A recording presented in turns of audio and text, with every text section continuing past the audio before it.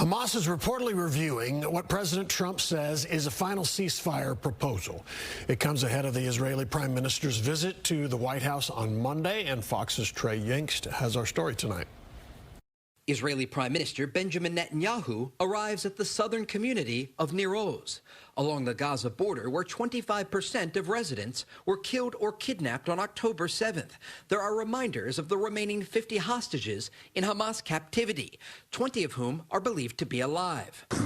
I feel a deep commitment, first and foremost, to ensure the return of all our hostages, all of them. Earlier in the week, the Israeli leader vowed to destroy what he calls Hamastan, despite calls to end the war. With negotiations now at a final stage, the region waits to see how Hamas will respond to a ceasefire proposal put forward by President Trump that would see a 60-day pause in the fighting and up to 10 living hostages released.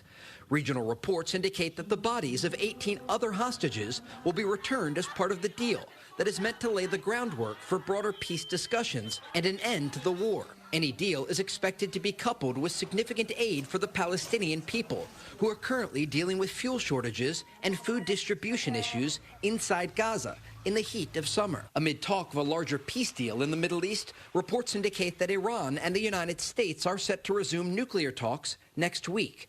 After the 12-day war last month, there is still concern in Israel that Iran's nuclear program could be salvaged and the regime in Tehran could work toward a nuclear weapon. Iranian officials spoke this week to Western media, indicating that attacks against U.S. interests in the region are over. As for Israel, the country remains on high alert. In Tel Aviv, Trey Yingst, Fox News.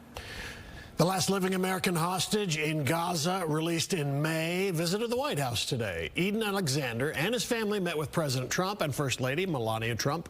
Alexander, now 21 years old, is an American Israeli from New Jersey. He moved to Israel in 2022 and enlisted in the military. He was 19 at the time when militants stormed his base in Israel and held him hostage. He was released after 584 days in captivity.